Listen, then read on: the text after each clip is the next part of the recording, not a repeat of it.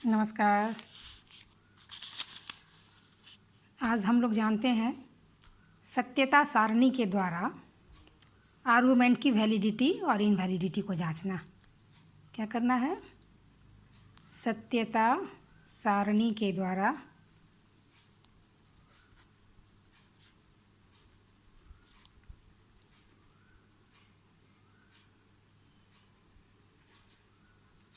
Argument की validity या इनवैलिडिटी को जांचना। को किस प्रकार जांचा जाएगा, है ना? सत्यता सारणी मतलब ट्रूथ टेबल के द्वारा, यानी किस तरह किसी भी दिए हुए आर्गुमेंट की वैलिडिटी को हम सत्यता सारणी के द्वारा एक सारणी बना के किस तरह हम उसको जांचेंगे। आज उसको हम लोग देखेंगे। इसके पहले हम लोगों ने देखा कि किसी भी मिक्स्ड प्रपोजिशन को, यानी जो मिक्स्ड वाक्य है, उसको हम कैसे पहचानेंगे कि ये कौन सा वाक्य है। हम लोगों ने वो सब देख लिया था। अब हमारे पास है कि कोई दिया हुआ आर्गुमेंट होगा तो उस आर्गुमेंट की वैलिडिटी और इनवैलिडिटी को हम किस तरह जांचेंगे, क्योंकि इस प्रश्न आएगा कि दिए हुए आर्गुमेंट को ट्रूथ टेबल की मदद से या सत्यता सारणी की मदद से उसे प्रमाणित करें कि वह आर्गुमेंट वैलिड है या इनवैलिड है। तो सबसे पहले हम जानेंगे कि सत्यता सारणी किस तरह बनाया जाएगा। तो हम सबसे पहले किसी भी आर्गुमेंट की, आप लोग ध्यान से सुनेंगे, किसी भी आर्गुमेंट की वैलिडिटी या इनवैलिडिटी को जांचने के लिए सबसे पहले हमें ट्रूथ टेबल बनाना पड़ेगा। उसके बाद हमें यह देखना होगा कि उसमें कितने कॉलम्स और कितने रो बनेंगे। क्या बनेंगे? कितने कॉलम्स एंड कितने रोज बनेंगे। रोज, कॉलम्स क्या होता है? ये जो हम इस तरह का जो प्रारूप जो घेरते हैं, ये हुआ, इस एरो वाले को ये कॉलम, और रो जब इस तरह से जब हम बनाएंगे, ये कैसे, ये किस तरह से, ये इसको ध्यान रखना होगा। ये कितने बनाए जाएंगे। तो सबसे पहले तो कॉलम तो क्या करें, ये जो हम बने कॉलम तो हम अपने हिसाब से बना लेंगे। दिए हुए प्रपोजिशंस को, आर्गुमेंट जो रहेगा, उस आर्गुमेंट का जो बेसिक प्रपोजिशन होगा, उस बेसिक प्रपोजिशंस को देखते हुए हम क्या करेंगे, कॉलम तो हम अपनी सुविधा अनुसार बना लेंगे। लेकिन ये रॉ जो बनेगा, वो रॉ बनाने का तरीका क्या होता है कि हमारे आर्गुमेंट दिए हुए, हमारा जो आर्गुमेंट होता है, उस आर्गुमेंट में दिए हुए जो बेसिक प्रपोजिशंस होते हैं, उन बेसिक प्रपोजिशंस के ऊपर टू के ऊपर हम पाम को पावर बिठा देना है। यदि हमारे पास दो बेसिक प्रपोजिशंस है, मान लीजिए हमारे पास 2 बेसिक प्रपोजिशंस है, तो 2 के ऊपर 2, यानी 2 × 2 4 कॉलम बनेंगे। लेकिन यदि जैसे 2 × 2 क्या हो गया, जैसे बेसिक प्रपोजिशंस हो गया P, Q 2 है। लेकिन यदि हमारे पास 3 बेसिक प्रपोजिशंस है P, Q, R, तो इसमें ये 3 हो गया, तो 2 के ऊपर हम 3 पावर बैठाएंगे, यानी 2 × 2 × 2 8 ये रॉ बनेंगे।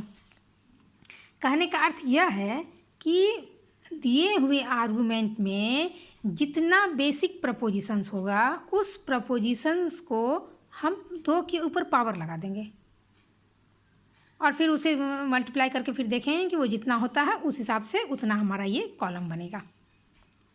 ठीक है। अब ये कॉलम तो हम बना लेंगे अपने हिसाब से। अब फॉर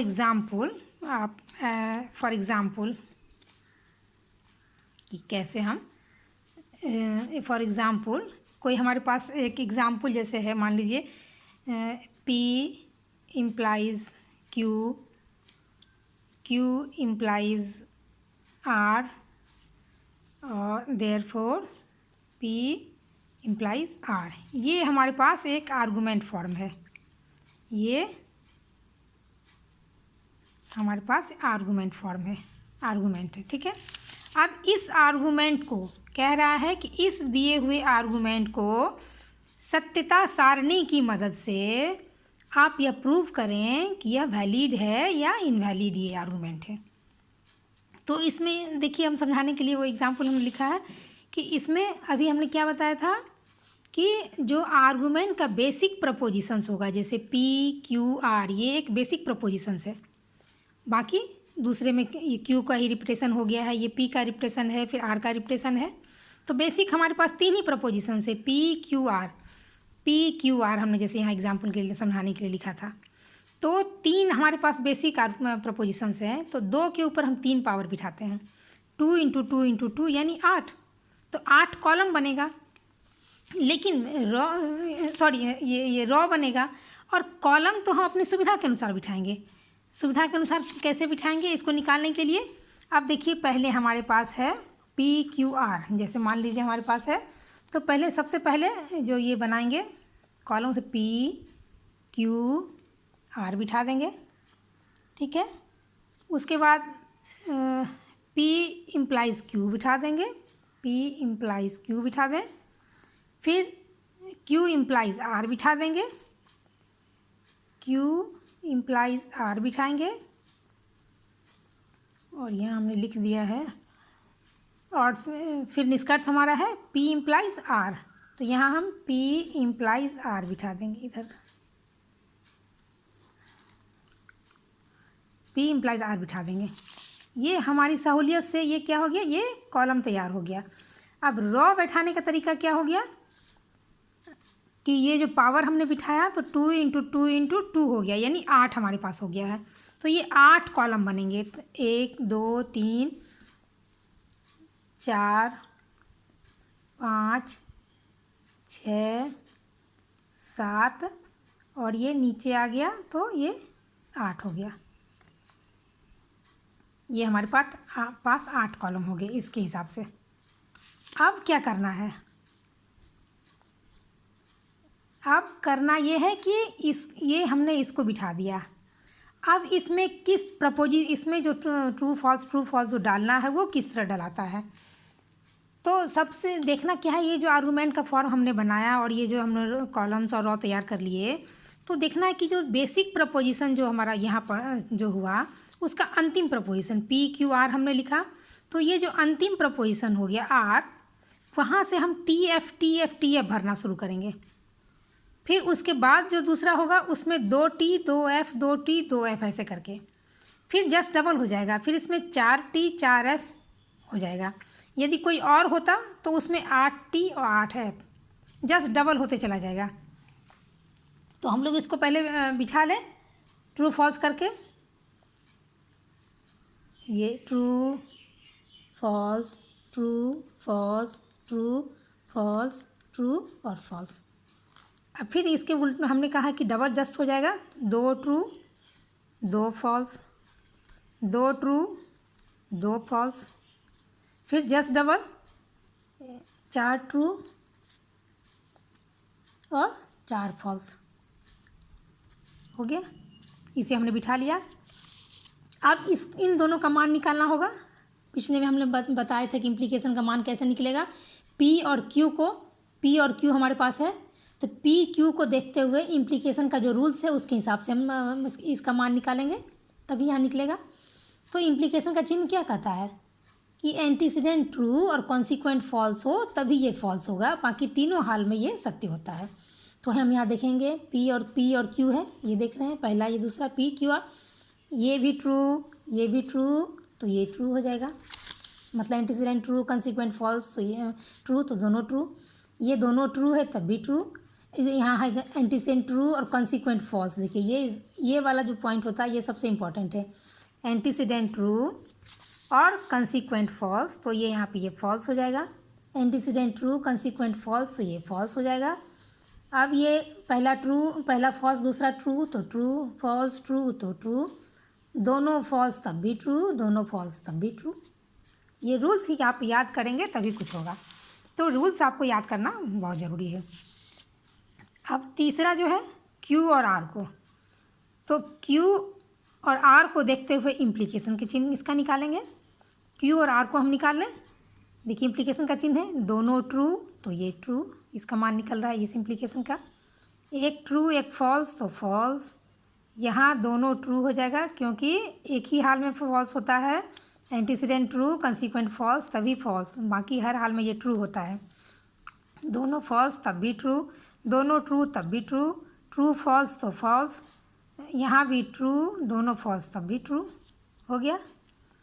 अब हम लोग पी और आर है, पी और आर को देख के निकालेंगे।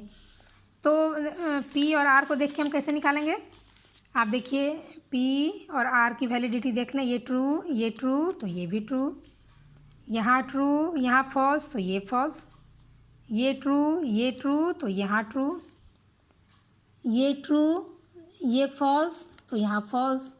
हमेशा देखिएगा एंटीसीडेंट ट्रू कंसीक्वेंट फॉल्स तभी फॉल्स होगा, बाकी हर हाल में वो ट्रू होगा। तो यहाँ ट्रू फॉल्स, यहाँ ट्रू ये ट्रू, यहाँ फॉल्स यहाँ ट्रू ये ट्रू, दोनों फॉल्स तब भी ट्रू, दोनों फॉल्स तब भी ट्रू। तो ये तो क्या हुआ कि हम बेसिक प्रपोजिशंस का फॉल्स ट्रू, ये आर्गूमेंट की वैलिडिटी इनवैलिडिटी कैसे निकलेगी, जब तक उसका हम मान नहीं बिठा देंगे ट्रू फॉल्स करके, फिर इसका नहीं निकाल लेंगे तब तक नहीं निकलेगा। अब ये प्रारूप क्या हो गया हमारा, तैयार हो गया आर्गूमेंट सत्यता सारणी के द्वारा हम इसकी वैलिडिटी तो यहाँ बिठा लिए। अब प्रूफ करना क्या है कि यह जो एग्जाम्पल हमारे पास दिया हुआ है, नापना है कि सत्यता सारणी की मदद से इस आर्गूमेंट को हमको प्रूफ करना है कि ये वैलिड है या इनवैलिड है।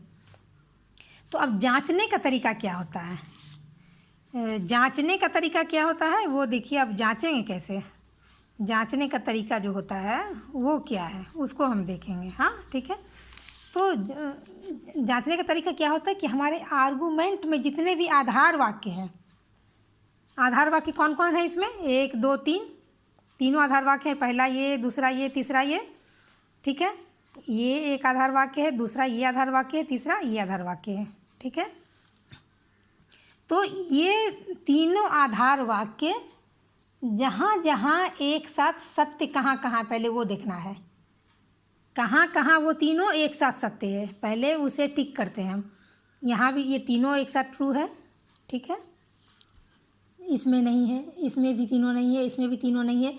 अब यहाँ तीनों एक साथ फिर ट्रू है, इसमें भी नहीं है। फिर यहाँ तीनों एक साथ ट्रू है, यहाँ भी ट्रू है, यहाँ भी ट्रू है, यहाँ भी ट्रू है। देखा आपने, एक जगह 2 3 और 4 जगह हम देख रहे हैं कि ये तीनों ही आधार वाक्य एक जगह सत्य हैं। इसे पहले ढूंढ के निकाल लेंगे।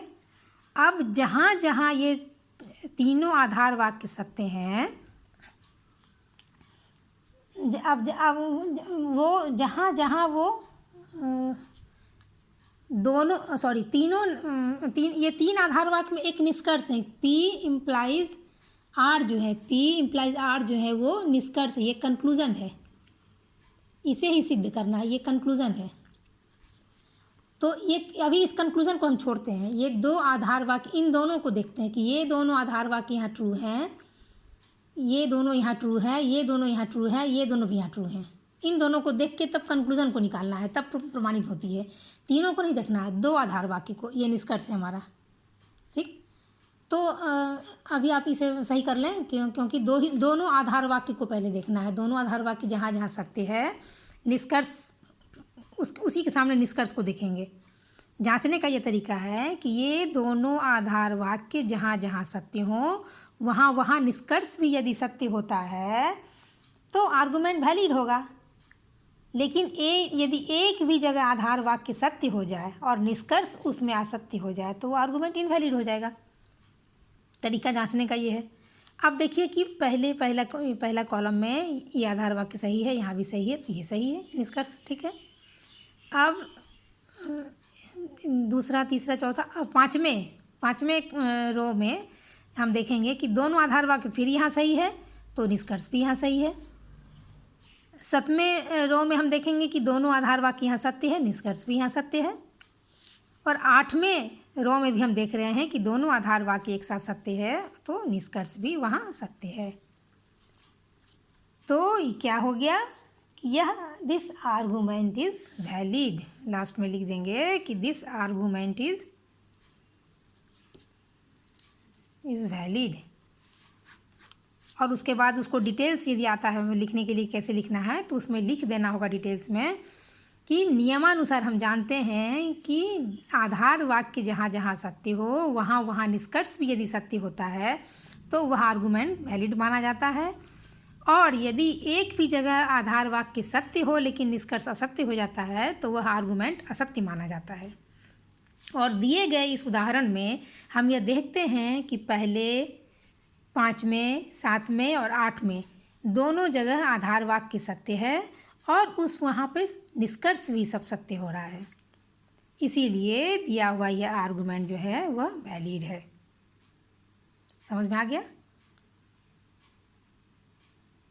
और इसे ध्यान से इसको पढ़ना पड़ेगा, इसको बनाना पड़ेगा और समझना पड़ेगा। सिंपल सी बात है कि पहले हम एक बार और समझ लीजिए कि पहले ट्रूथ टेबल कैसे बनाएंगे। उस बनाने का जो ये नियम है कि पहले हमको तय करना है कि कितने कॉलम बनेंगे, ये कॉलम, और कितने रो बनेंगे। तो कॉलम क्या बताया अभी हम कि हम अपनी सुविधा के हिसाब से बना लेंगे। जैसे ये आर्गूमेंट आया तो इसकी सुविधा के हिसाब से बेसिक प्रपोजिशन PQR जो है उसको देखते हुए हम PQR बिठा लिए पहले, फिर पहला आधार वाक्य लिखेंगे, फिर दूसरा आधार वाक्य लिखेंगे, फिर कंक्लूजन बिठाएंगे। और अब बेसिक प्रपोजिशंस का जो लास्ट होगा PQR यहाँ लास्ट हो गया तो वहाँ से हम एक T एक F एक T एक TF करते हुए बैठाएंगे।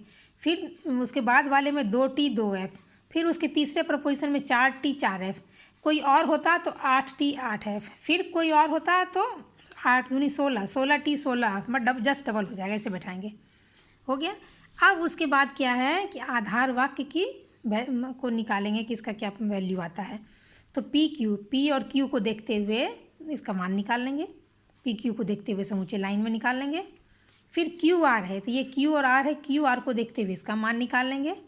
फिर निष्कर्ष है P इम्प्लाइज R, तो P और R को इसको नहीं देखेंगे, P और R को देखते हुए इसका मान निकाल लेंगे।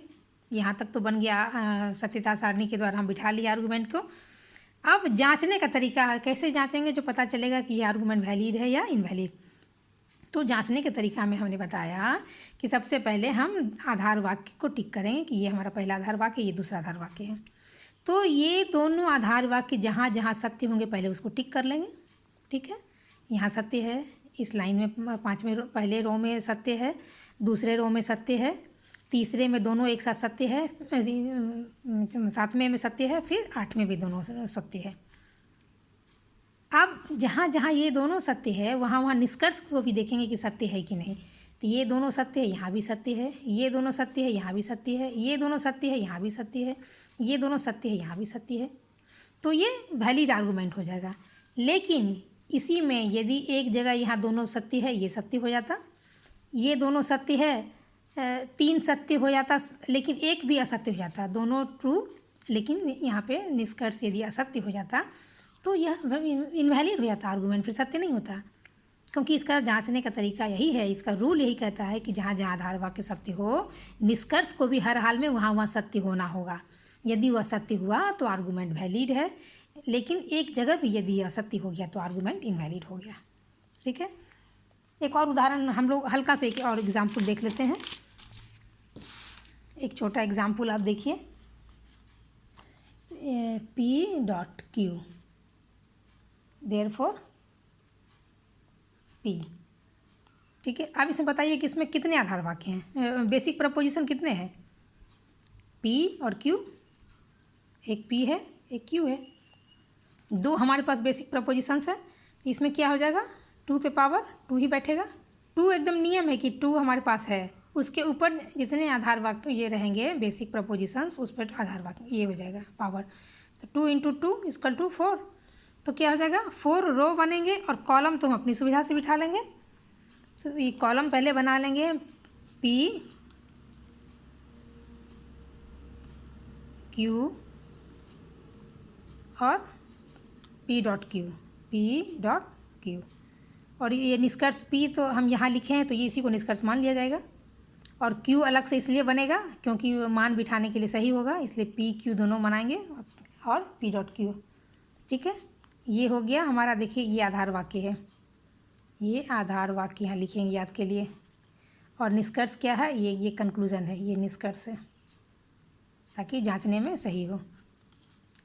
अब चूँकि 4 रॉ बनेंगे तो हम 4 रॉ बना लेते हैं, 1 2 3 और ये चौथा रो हो गया। अब इसको बिठाएंगे, कैसे बिठाना है, तो बेसिक प्रपोजिशंस, उसको नहीं, बेसिक वाले को, सिंगल को, एक ट्रू एक फॉल्स, एक ट्रू एक फॉल्स,